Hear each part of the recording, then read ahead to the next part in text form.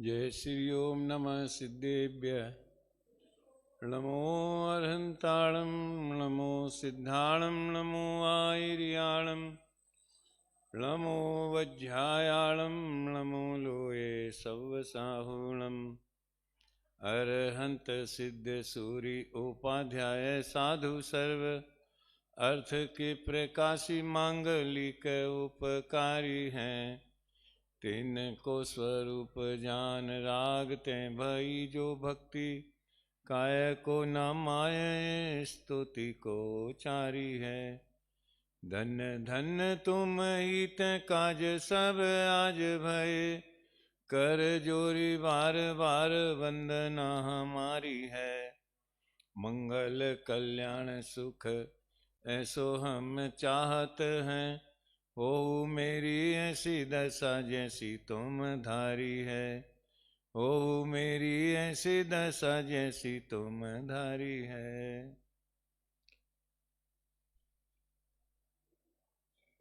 आचार्य कल्प पंडित पेरवर टोडरमल जी की अनुपम रचना के बारे में आप जैसे प्रबुद्ध स्वाध्यायी अध्यात्म रसिक समाज के बीच में ज़्यादा परिचय देने की आवश्यकता नहीं है।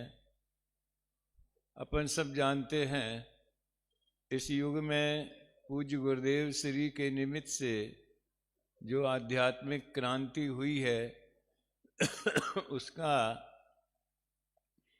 सबसे बड़ा योगदान यदि समय सार ग्रंथ का है, उसी तरह से उसके पश्चात उसका योगदान उसमें मोक्ष मार्ग प्रकाशक का है। समय सार के बाद उन्हें अगर कोई दिगंबर ग्रंथ उनके हाथ में आया 4 वर्ष बाद, तो वह मोक्ष मार्ग प्रकाशक आया। मेरे ख्याल से अरुण जी, जैसे अपन ने अभी 2-3 वर्ष पहले, शायद 2 ही वर्ष हुए ना, समय सार शताब्दी संप्राप्ति शताब्दी वर्ष मनाया, वैसे अपन मोक्ष मार्ग प्रकाशक संप्राप्ति शताब्दी वर्ष प्रारंभ हो रहा है।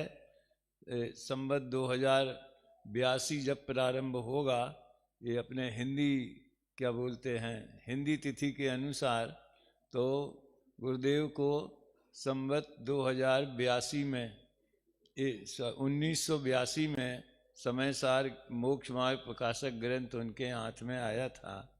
खैर जो भी हो, कई बार अभी कुछ दिन पहले ही टोडरमल जी की 3री शताब्दी 300 वर्ष हुए थे। उस अवसर पर भी काफ़ी जगह अनेक कार्यक्रम हुए और टोडरमल जी का और मोक्ष मार्ग प्रकाशक का वर्ष तो निरंतर चलता ही रहता है, वो तो अपनी आध्यात्मिक खुराक ही है। लेकिन उस वर्ष उसे याद करके अपन कई तरह के अनूठे कार्यक्रम भी रख सकते हैं, ये इस दृष्टि से मैं कह रहा हूँ। मुझे उभयाभासी प्रकरण के लिए कहा गया है और ये बहुत आवश्यक और अनिवार्य प्रकरण है। संयोग ही ऐसा बैठा या सोच करके रखा गया होगा। उधर रजनी भाई निश्चयाभासी की चर्चा कर रहे हैं और इधर हमारे मनीष जी अभी व्यवहाराभासी की चर्चा कर चुके हैं। उसमें उन्होंने अपनी भूमिका में जो मिथ्यात्व है, जिसके बारे में काफ़ी चर्चा की है। देखिए, अपन सब शुद्धात्म रसिक हैं, आत्मानुभूति के लिए प्रयासरत रहते हैं। तो एक बात लोगों के चित्त में ये आ जाती है कि हमें तो आत्मा का अनुभव करना है। हम ये नयों के चक्कर में, नया भास के चक्कर में, क्या निश्चय है, क्या व्यवहार है, क्या सद्भूत है, क्या असद्भूत है, पंडिताई थोड़ी करना है हमें। टोडरमल जी तो पंडित थे और वो पंडितों के भी पंडित थे। उन्हें प्रचार करना था, उन्हें शासन की प्रभावना करनी थी। ऐसा लोग गुरुदेव के बारे में भी कहते कि गुरुदेव को तो शासन की प्रभावना करनी थी, इसलिए उन्होंने विस्तार से बहुत सी चीज़ों का वर्णन किया, बहुत सी अपेक्षाएं बताईं। राग पौद्गलिक परिणाम है, इसकी भी अपेक्षा खोली। और राग आत्मा के आश्रय से, आत्मा के आधार से स्वयं उत्पन्न होता है, इसकी भी अपेक्षा खोली। उन्हें तो शासन प्रभावना करनी थी, हमें थोड़ी शासन प्रभावना करनी है। हम तो उनके शिष्य हैं, हमें तो अपनी प्रभावना करनी है। इसलिए हम इस चक्कर में क्यों पड़े? ऐसा वायुमंडल प्राय कभी कभी, जैसे अभी कुछ दिनों के लिए शीत लहर आ गई फिर चली जाएगी, उसी तरह से ऐसा वायुमंडल भी हमारे साथियों के चिंतन में चला करता है। मैं केवल आपका ध्यान इस बात की ओर दिलाना चाहता हूँ, समय सार परमागम शास्त्र जिसमें आचार्य देव ने प्रतिज्ञा की कि मैं तुम्हें एकत्व विभक्त आत्मा दिखाऊंगा, उसके तत्काल बाद बिना कोई भूमिका बनाए और बिना कोई, समझ लीजिए, समय गंवाए, सीधे 6वीं 7वीं गाथा में उन्होंने उस प्रतिज्ञा का पालन किया। 6वीं गाथा में परमत्त और अपरमत्त से रहित ज्ञायक एक भाव है, जिसकी चर्चा अपने मनीष जी ने कल शाम के व्याख्यान में की थी। और 7वीं गाथा में उसी ज्ञायक भाव में दर्शन है, ज्ञान है, चारित्र है। लेकिन जब हम ज्ञायक का ज्ञायक मात्र, चैतन्य मात्र अनुभव करेंगे तो हमें एक शुद्ध चैतन्य ही अनुभूति में आएगा, उसमें हमें ज्ञान दर्शन चारित्र नहीं दिखेगा। कहने का आशय ये है, जब गुरुदेव इन गाथाओं की व्याख्या करते हैं तो वो कहते हैं, 6वीं गाथा में उन्होंने चारों तरह के व्यवहार का निषेध किया है। चारों तरह के कौन से? सद्भूत, असद्भूत, उपचरित सद्भूत, उपचरित असद्भूत, अनुपचरित सद्भूत, अनुपचरित असद्भूत। और वो प्रत्येक व्यवहार नए का विषय बताते हैं और फिर कहते हैं 6वीं गाथा में इन चारों का निषेध कर दिया।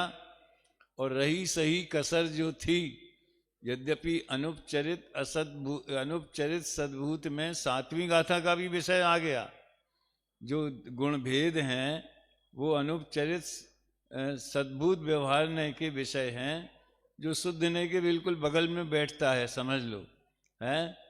तो उसका निषेध उन्होंने, जो कसर रह गई थी वो 7वीं गाथा में स्थापना भी कर दी और निषेध भी कर दिया।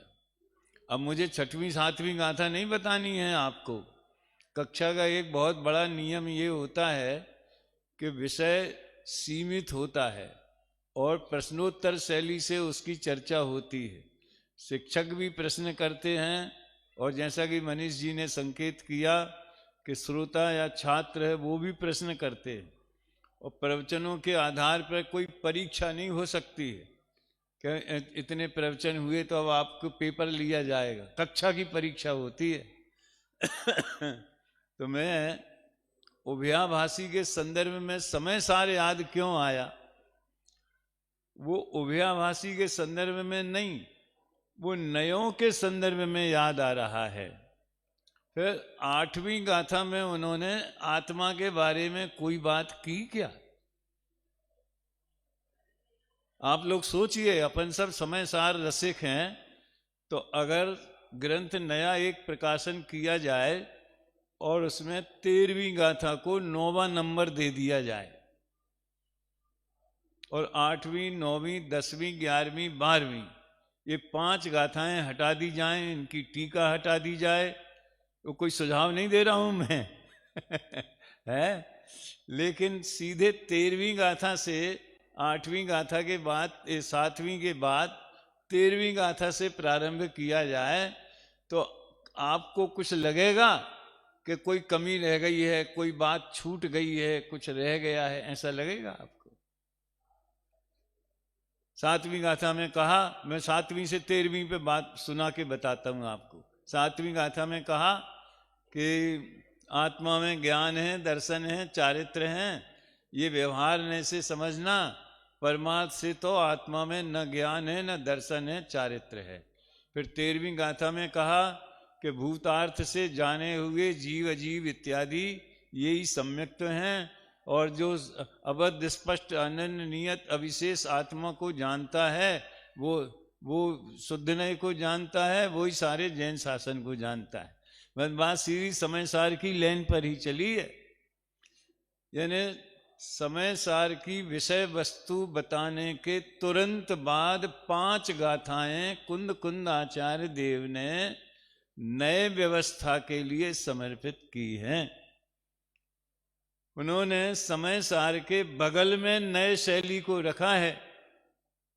और सुनना आप ध्यान से, बड़ी चर्चा तो अभ्याभाषी की हो रही है, लेकिन कुंद कुंद देव की दृष्टि में नए प्रकरण का क्या महत्व है, ये हमारे भीतर बैठ जाए तो नयों के प्रति जो हमें थोड़ी चिढ़ सी हो जाती है, अरुचि हो जाती है, इसमें क्या रखा है, तो जयपुर का विद्यालय है ना, बांसवाड़ा कोटा का, विद्यार्थियों के लिए है, बच्चों के लिए ठीक है। हमें तो भगवान आत्मा का अनुभव करके सीधे ही मोक्ष जाना है। बात तो बहुत सही है क्योंकि देवसेनाचार्य के नए चक्र में एक बहुत बढ़िया बात आती है, आत्मा तो पक्षातीत है। और फिर आखिर इतना सारा नए वर्णन करने के बाद समय सार में भी 144 गाथा में अंत में 42, 43, 44 इन 3 गाथाओं में पक्षातिक्रांत का वर्णन किया है।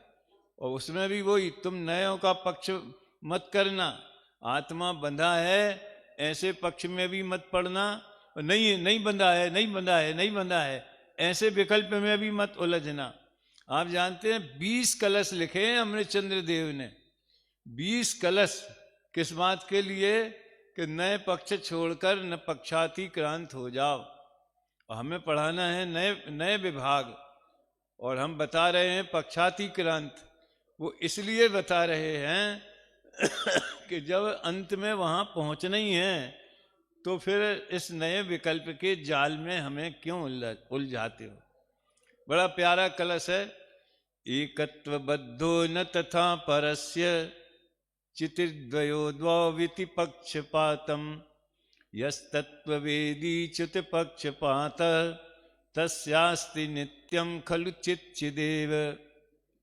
ऐसे इसी शैली के पूरे 20 कलश यही केवल बद्धो की जगह भातो, समझ में आया ना। और भी अनेक बोल लिए हैं उन्होंने, लेकिन बाकी पूरे कलश की कॉपी ही रख दी है 19 बार और पक्षातिक्रांत का प्रकरण उठाया है। तो ये बात देवसेनाचार्य ने उठाई कि जब आत्मा पक्षातिक्रांत है, पक्षातीत है, नए पक्षों से अनुभव में नहीं आता, तो आप हमें नए विकल्पों में क्यों उलझाते हो? ये प्रश्न है। अगर वास्तव में क्लास चलाई जाए तो बाद में आप लोगों से हमें पूछना चाहिए कि ये प्रश्न हमने बताया था, इसका उत्तर क्या है, किसने दिया है, कहाँ दिया है। तो अब उत्तर सुन लो। ये नए चक्र में और नए रहस्य में दोनों पुस्तकों में इसका बहुत सुंदर वर्णन आया है देवसेनाचार्य का। क्या है? यद्यपि आत्मा पक्षातीत है तो भी, अब सुनना ध्यान से, असत कल्पना का निषेध करने के लिए सत्कल्पना रूपी नए ज्ञान होना आवश्यक है। 2 शब्द हैं, कौन कौन से? यद्यपि आत्मा में तो नया ही नहीं है, तो नए पक्षातिक्रांत तो हो ही गया वो। और अभी थोड़ा संकेत यहां हुआ भी था शायद, और आदरणीय युगल जी से आप लोगों ने सुना होगा कि 2 नयों की चक्की में आत्मा की मट्टी पलीत हो रही थी।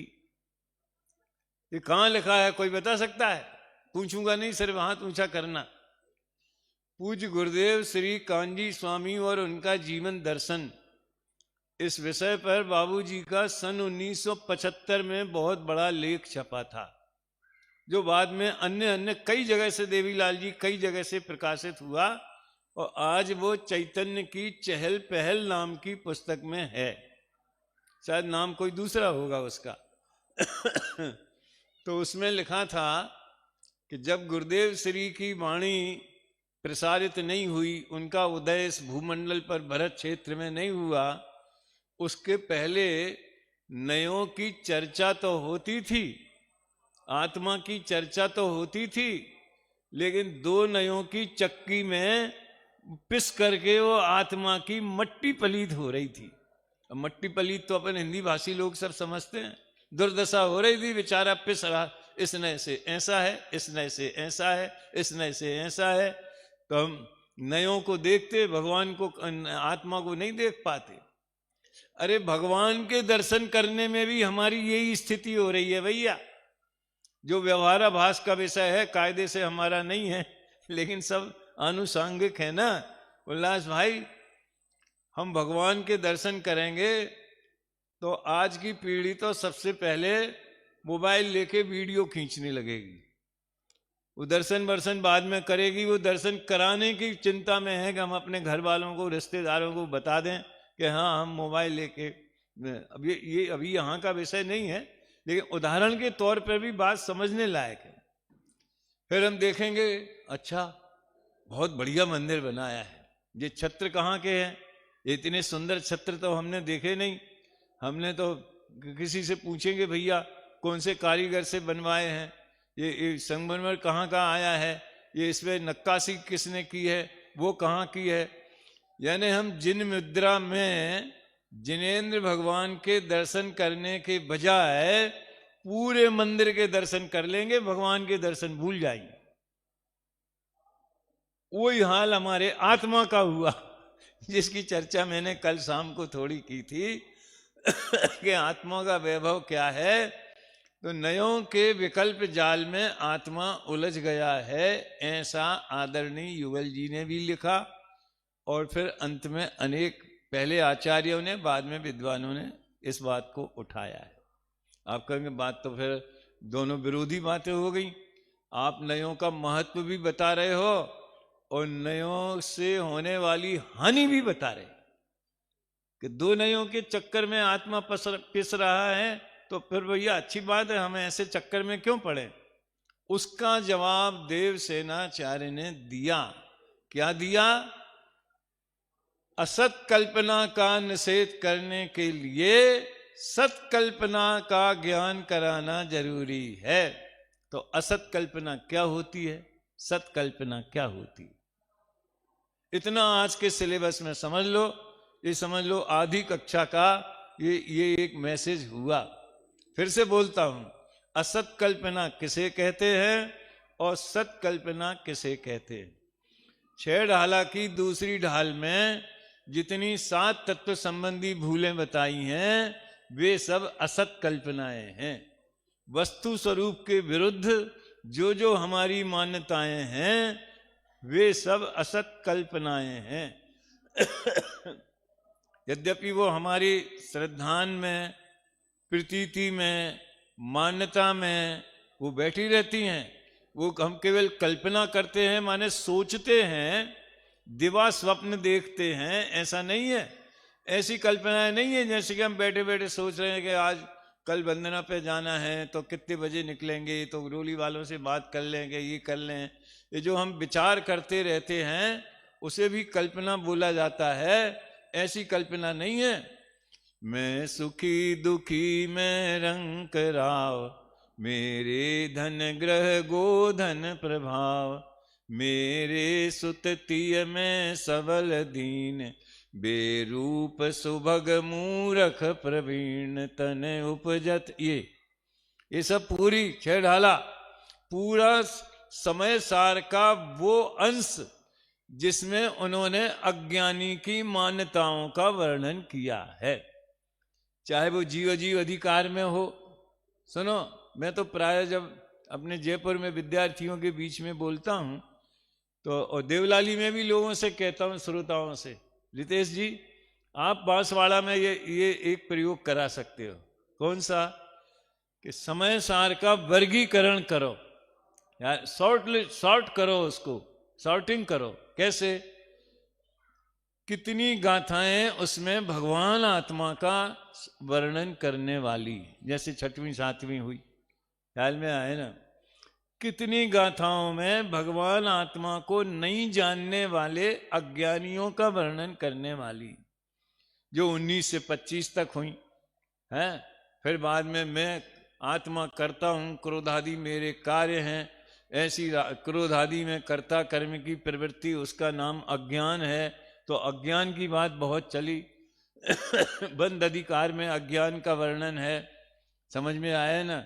तो कितने प्रकरण, कितनी गाथाएं, उन सबको अलग से लिखवा लो, उसकी पीडीएफ अलग बना लो, उन गाथाओं की उस हेडिंग से निकाल दो, मतलब उसको प्रसार वायरल कर दो कि शुद्धात्मा का वर्णन करने वाली, समय सार की दृष्टि में शुद्धात्मा, समय सार की दृष्टि में अज्ञानी और समय सार की दृष्टि में ज्ञानी, तीन बातों का वर्णन है समय सार में। भगवान आत्मा का, उसे नहीं जानने वाले अज्ञानी का, और जानने वाले ज्ञानी का।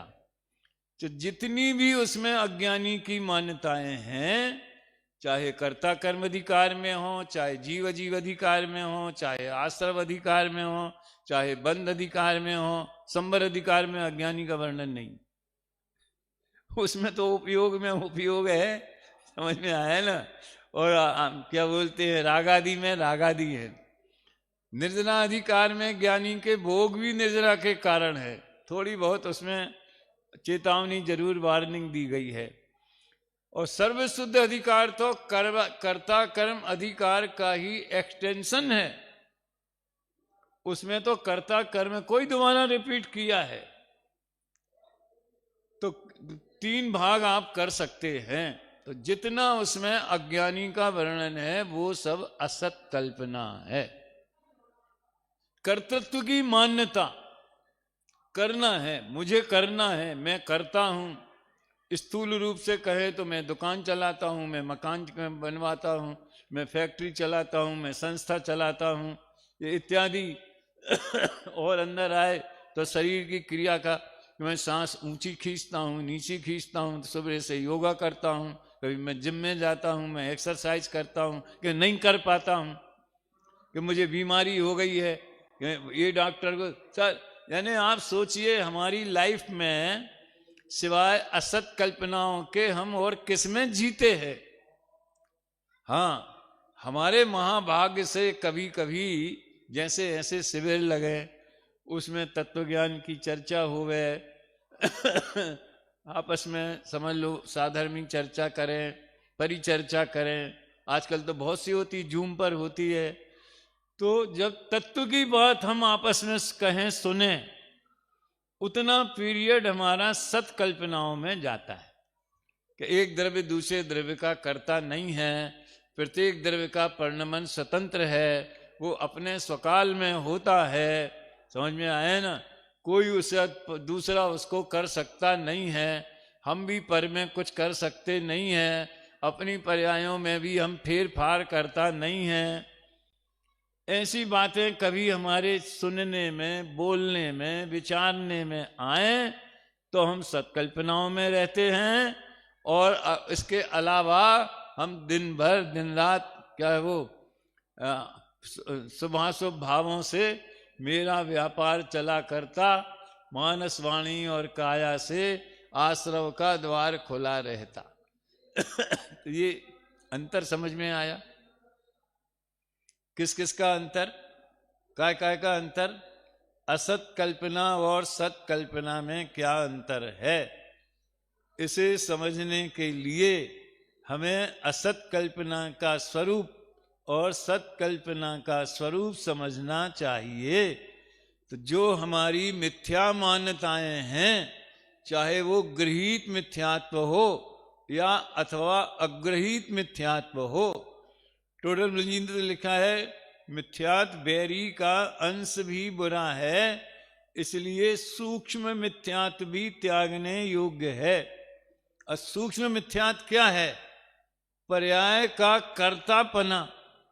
मेरे तो हृदय की कली कली खिल जाती है जब गुरुदेव के व्याख्यान में आता है। देवलाली में तो 3 टाइम 2 टाइम धारा निरंतर चलती रहती है व्याख्यान की। जे थाय छे एमा करवुं शुं, जो हो रहा है, जो स्वयं हो रहा है, उसे क्या करना। तो जो पर्याय स्वयं अपने उत्पाद स्वभाव से हो रही है और एक समय बाद वो व्यय स्वभाव से चली जाएगी। और भगवान आत्मा वो उत्पाद और व्यय के बीच में ध्रुव तत्व कायम रहेगा। तो ध्रुव में क्या करना, उत्पाद में क्या करना और व्यय में क्या करना, होना ही होना है। समझ में आए ना। तो कर्तृत्व की जरा सी भी गंध होवे, दुर्गंध अभिप्राय में, परिणामों की बात अलग है। इसके लिए आपको क्रिया, परिणाम और अभिप्राय पुस्तक पढ़नी चाहिए। शायद आधे से ज्यादा लोगों ने पढ़ी भी होगी। है भावनाएं होवे कि कब मैं मुनि बनूंगा, कब साधना करूंगा, हो मेरी ऐसी दशा जैसी तुम धारी है, वो भावना विशुद्ध है, वो पुण्य बंध का कारण। लेकिन मान्यता ये रही कि मैं ऐसी दशा प्रकट मुझे करना है, यानी उसने अपने त्रिकालिक अखंड ज्ञायक स्वभाव का अपमान किया है। उसने शुद्ध चैतन्य की विराधना की है। वो एक समय की पर्याय में मोहित हो गया। वो रत्नाकर समुद्र को छोड़ करके एक रतन में ही रीझ गया। अरे जब एक रतन अनमोल है तो रत्नाकर कैसा होगा, ये सूक्ष्म मिथ्यात्व होंती और बाकी बिंदुओं को गौण करना वो नयों का स्वरूप ही है।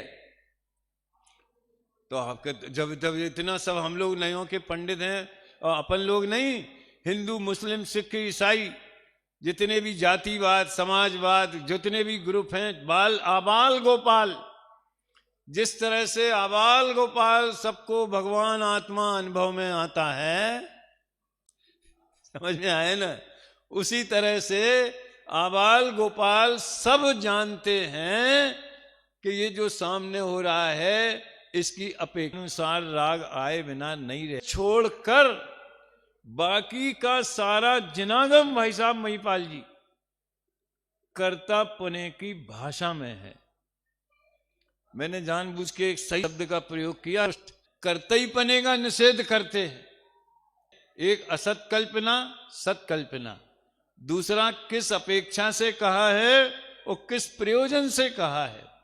आत्मा त्रिकाल शुद्ध है, पर्यायों से भिन्न है, रंग राग से भिन्न है, ये शुद्धने की अपेक्षा से कहा है। इतने ही नहीं, इतने ही जान के संतुष्ट मत हो जाना, ये उपादेय भूत है, यही आश्रय करने योग्य है, इसी के आश्रय से भव सागर से पार हुआ जाता है।